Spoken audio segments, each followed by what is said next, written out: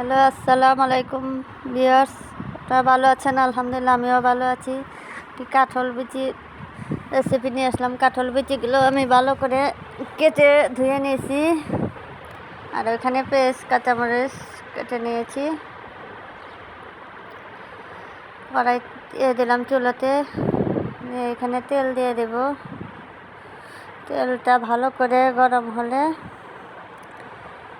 এটার মধ্যে আমি কাঁঠাল বিচিগুলো, টুকরা করা কাঁঠাল বিচিগুলো দিয়ে দেব। বিচিগুলো দিয়ে দিলাম। দেওয়ার পরে আমি এখানে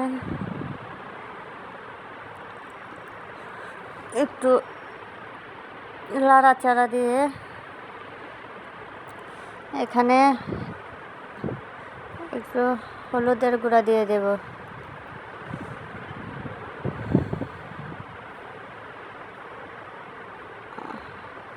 হলুদের গুঁড়া আর একটু লবণ দিয়ে ভালো করে নাড়াচাড়া দিয়ে আমি ঢেকে দেব। হালকা একটু পানি দিয়ে ঢেকে দেব।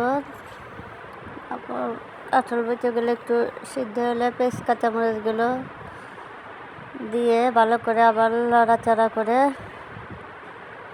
রেখে দিতে হবে। চুলাটা একটু কমা নিতে হবে, নাহলে পুড়ে যাবে। চুলাটা একটু কমায় ভালো করে ঢেকে দিলাম।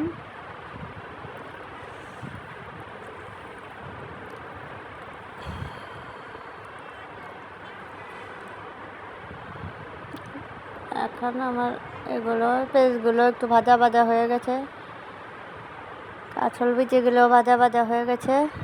দেখবেন, ভালো লাগবে। আসসালামু আলাইকুম ভিউয়ার্স। ভিডিওটি ভালো লাগলে একটি লাইক সাবস্ক্রাইব করে দিবেন। আসসালামু আলাইকুম।